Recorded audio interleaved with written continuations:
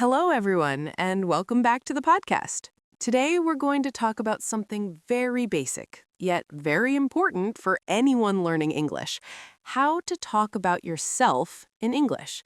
For beginners, this is often the first situation where they actually have to speak, whether it's in a class, an interview, a meeting, or even a casual conversation. And surprisingly, this simple task creates a lot of fear. Many learners tell me, I know words, I understand English, but when someone says, introduce yourself, my mind goes blank. So today, I want to slow this topic down and make it feel easy, natural, and realistic. Ryan is with me, and together, we'll talk about how beginners can introduce themselves confidently without memorizing big speeches or worrying too much about grammar. Thanks, Anna. I'm really glad we're talking about this because self-introduction is something people face again and again in real life. And I've noticed that beginners often feel that this one moment defines their English ability, which puts a lot of pressure on them. What they don't realize is that introducing yourself is not about showing fluency or intelligence, it's about starting a conversation. Once learners understand that idea, the fear slowly disappears, and speaking English starts to feel more human and less like an exam. Why introducing yourself feels so hard?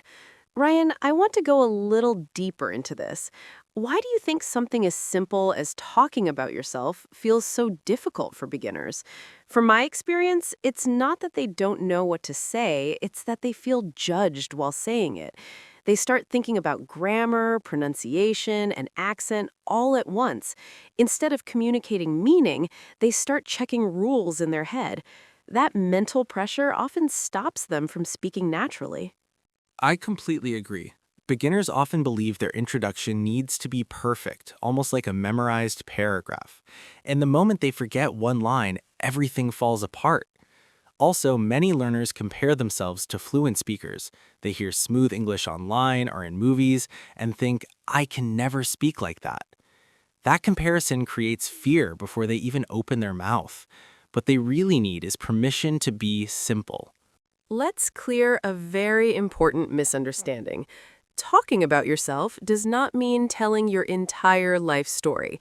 Beginners often think they need to talk about their childhood, education, job, hobbies, and future plans all at once, which becomes overwhelming. In reality, a good self-introduction is just a few clear points: your name, where you're from, and what you're doing, or what you're currently focused on. That's enough. Once the conversation starts, the other person will naturally ask questions. Yes, and that's how real conversations work. You don't give all information in one go. You share one small thing, then respond to the next question. This understanding helps beginners relax. They realize they don't need advanced English. They just need to be understandable. Once that mindset changes, speaking becomes much easier and more natural. Let's start with the very first step: your name. Even though this sounds extremely simple, beginners sometimes hesitate here too. You can start with something very natural, like, "Hi, my name is Anna," or "Hello, I'm Anna." That's completely enough. You don't need to add extra words or explanations unless you want to. Exactly. And after saying your name, adding something like, nice to meet you, makes the introduction polite and friendly. People often underestimate how powerful a confident, clear beginning is. Even if the rest of your English is simple, a calm start creates a positive impression. After your name, the next easy thing to talk about is where you're from. This part is natural and common in conversations all over the world.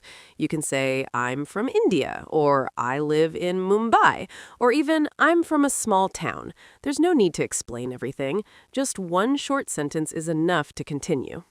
And this part often opens the door to conversation. The other person might ask questions, show interest, or share something about themselves.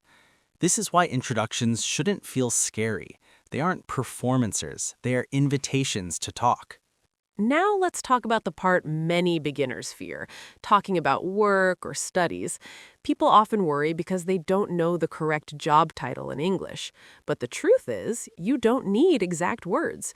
You can say, I'm a student, I work in an office, or I'm learning English right now.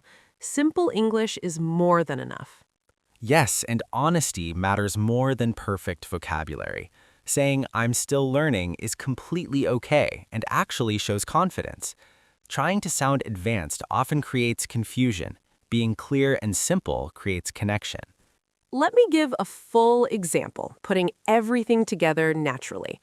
Hi, my name is Anna. I'm from India, and right now I'm working on improving my English. I like learning new things and talking to people. That's all. This introduction is short, real, and clear. Nothing fancy, but it works. And the best part is that it sounds human, not memorized. Beginners should remember that pauses are okay. Simple words are okay. Communication is about meaning, not perfection. Common mistakes beginners should avoid. Ryan, from your experience, what are some common mistakes beginners make while introducing themselves? I often see people memorizing long paragraphs. When they forget one line, they panic. Another mistake is staying silent because they're afraid of mistakes, which stops all progress. I see that too. Another big mistake is thinking that mistakes will damage their English. In reality, silence does more damage than wrong sentences. Speaking, even imperfectly, is how improvement happens. Every introduction is practice. How to practice at home. I want to give one important piece of advice to our listeners. Practice your introduction at home, out loud. Stand in front of a mirror or record your voice. Say your introduction again and again until it feels comfortable. Don't chase perfection, chase comfort and clarity. That practice makes a difference. When the real moment comes, your mouth already knows the words. Confidence doesn't appear suddenly, it grows quietly through repetition. Final message. If you're a beginner listening to this, remember you don't need perfect English to talk about yourself. You need courage to start and patience to continue. Start with your name. Add where you're from. Share what you do. That's enough to begin your English speaking journey. And every time you introduce yourself, you're improving, even if it doesn't feel like it. Keep speaking, keep practicing, and trust the process. Thank you so much for listening. We'll see you in the next episode.